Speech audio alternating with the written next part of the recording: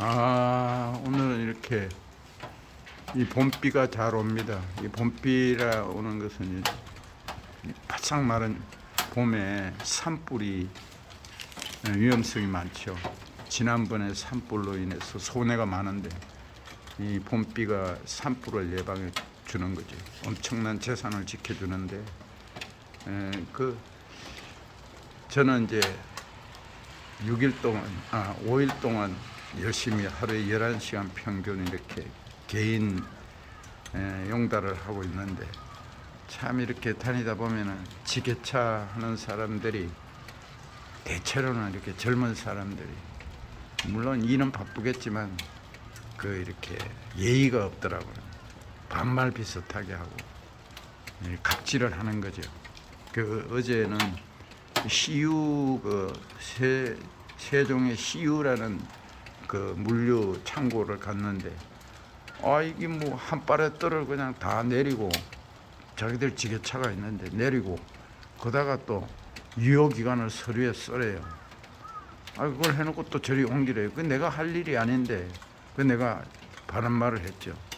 이것이 내가 할 일이고, 나는 운전을 하고 물건을 도착시키면 상하차들은 이쪽에서 해야 되는데, 내가 이 물건을 파는 사람도 아니고 뭐 유효기간까지 이런 걸 적으라 해가지고 내가 할 말을 했어요. 이 사람들이 내가 그랬지, 이렇게 갑질들 하면은 젊은 사람들이 우리가 선진국에 갈 수가 없다고. 사람은 직업의 기천이었고, 뭐 이렇게 사자 들린 사람만 이렇게 훌륭하고 이런 거 아니에요. 인간은 누구에게나 하나님께서 한 영혼을 줬기 때문에 다 인격적으로 대해야 된다는 거죠. 그래서 어떤 참 이렇게 물류회사를 가면 친절하고 예의가 바른 사람들이 있어요.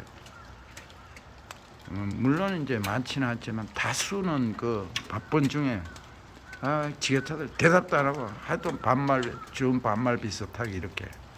그래서 우리가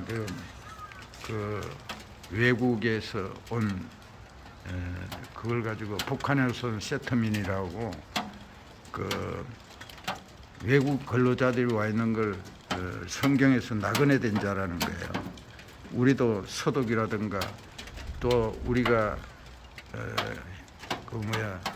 일제 압박 시대 이럴 때 참 만주로 중국으로 이렇게 간 그걸 디아스포라라 하죠.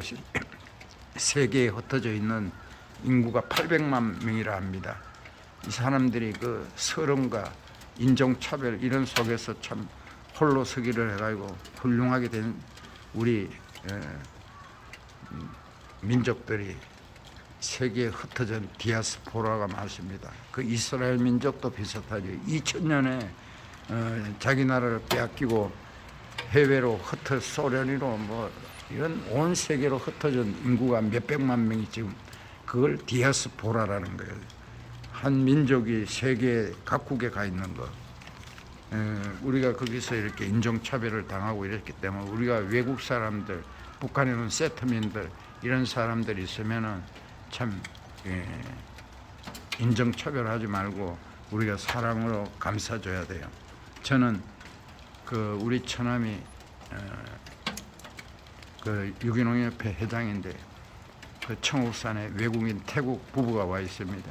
그들이 과일 두레안인가 이걸 엄청 먹고 싶어 하더라고요. 그들이 월급으로 못 사 먹어요. 그래서 내가 우리 아들을 인터넷 시켰더니 16만 원이더라고요. 둘이가 360을 받아가지고 300은 태국으로 보내고 60 가지고 둘이가 이제, 물론 이제 의식주 그거는 이제 해결해 주는데, 밥 먹고 이런 거 잠자리는 그걸 60만 원가 사는데 어떻게 16만 원짜리 두레안 3개가 16만 원이 돼요. 내가 사줬더니 엄청 좋아하더라고요. 두레안이 꾼내라는 건데 거기가 엄청 먹고 싶어 하더라고요. 그래서 절대 우리는 선진국이 되려면 인종차별하거나 갑질하면 안 됩니다. 그래서 내가 거기서 CU 물류창고에서 젊은이에게 그랬어요. 예? 갑질하면은 우리가 아무리 경제 대국이라 하더라도 선진국에 갈 수 없다고. 그래서 오늘은 로마서 8장 1절에서 2절의 그 내용을 그 성경에 있습니다. 만왕의 왕이신 예수님께서도 누리러 온 것이 아니라 왕으로 왔지만 섬기러 왔다 했습니다. 우리는 누구든지 섬겨야 합니다. 섬김의 자세가 있어야 되는 거예요. 18세 아브라함 링컨도 참 그 흑인들을 노예를 해방시켰잖아요. 그래서 지금 대통령 된 윤석열 씨도 참 그런 훌륭한 대통령으로 마지막 끝냈으면 좋겠어요. 18년을 수상을 한 독일의 메르겔 이분도 18년을 하고 그야말로 80% 지지를 끝나면서 80% 지지를 받은 참 이런 훌륭한 대통령이 됐으면 좋겠어요. 18세기 영국 해가 지지 않는 나라라는 별칭이 붙은 만큼 모든 분야에서 앞서 있었습니다. 그럼에도 연간 300만 명의 노예 무역이 국가 수입의 3분의 1을 차지한 만큼 노예 무역의 중심지로 악명이 높기도 했습니다. 이런 문제를 해결하기 위해 결심한 청년이 있었는데 그가 바로 노예 해방 운동에 앞장섰던 윌리엄 윌버포스입니다. 그는 하원 의원 시절 이런 말을 했습니다. 영국이 위대한 나라가 되려면 하느님의 법을 따라야 한다. 황금의 눈이 멀어 노예 제도를 고집하면 영국은 살아남지 못할 것이다. 불과 28세였던 윌리엄은 무려 56년 동안 노예 해방을 위해 당시 귀족들과 싸워야 했습니다. 그가 그 오랜 싸움을 할 수 있었던 이유는 하나님이 주신 확신과 비전과 그 길을 함께 걸어준 클래펌 공동체 사람들이 있었기 때문입니다. 하나님이 동행을 하셨다는 거예요.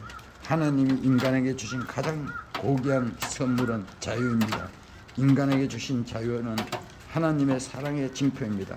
오늘 본문 1절 2절을 죄의 노예로 살던 자들을 향해 선포하시는 노예 해방 선언문인 것입니다. 결박당한 사람만이 자유의 기쁨을 만끽할 수 있듯이 죄는 권세 아래서 사형 선고를 받은 인간에게 오늘 본문이 이 세상의 어떤 선언보다 가장 기쁘고 행복한 선언일 수밖에 없었습니다. 노예 해방을 위해 평생을 싸웠던 윌버포스처럼 인간의 역사는 자유를 억압했던 제도와 인권과 끊임없는 싸움이었다고 해도 과언이 아닐 것입니다. 하지만 정작 우리는 우리의 삶을 억압하고 있는 죄에 대해서 무관심합니다. 많은 사람은 대부분이 이 땅에서 잘 사는 것에 관심을 둡니다. 하지만 정작 죽음이 무엇인지에 대해 모르고 살아갑니다. 성경이 말하는 죽음은 죄의 결과입니다. 보통 우리가 접할 수 있는 헌법 아래서도 중범죄자에게는 사형을 내리기도 하고 평생을 감옥에서 보내기, 무기징역을 주기도 합니다. 마찬가지입니다. 로마서 3장에서 이미 언급했듯이 하나님의 시선에 모든 사람은 죄인입니다. 왜냐하면 하나님은 외적으로 드러난 행위만을 보고 판단하시는 것이 아닙니다.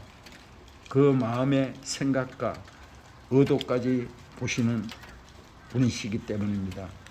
중심을 보시는 하나님은 눈을 피할 수 있는 죄는 없습니다. 그런 인간에게 내려진 죽음은 죄의 최종 판결과도 같은 것입니다. 그래서 어느 누구도 죽음을 피할 수 없습니다. 내가 천년만년 오래 살고 싶다고 해서 영원히 살 수 있는 것은 아닙니다. 이렇게 이미 내려진 형벌은 우리를 참된 자유로부터 속박하고 있습니다. 그런 점에서 8장 1, 2절은 죽음의 형벌로부터 참된 자유를 선언하는 선포이며 선포를 믿는 자만이 죽음의 속박에서 벗어날 수 있는 것입니다. 이 선언이 재판관인 하나님이 선포하시는 것입니다. 이것을 아멘으로 받는 자는 참된 자유를 누리게 되는 것이고 영원히 생명을 얻게 되는 것입니다. 기도하겠습니다. 진정한 재판관이 되시는 하나님 아버지 하나님, 오늘 말씀을 통해 죽음의 속박 속에서 살아가는 우리에게 자유의 선언을 해주신 그 은혜에 감사드립니다. 이 선언이 나를 향한 선언임을 분명히 믿고 참 자유와 참 생명을 가지고 살아가는 우리가 되게 하옵소서. 예수님의 이름으로 기도드립니다. 아멘.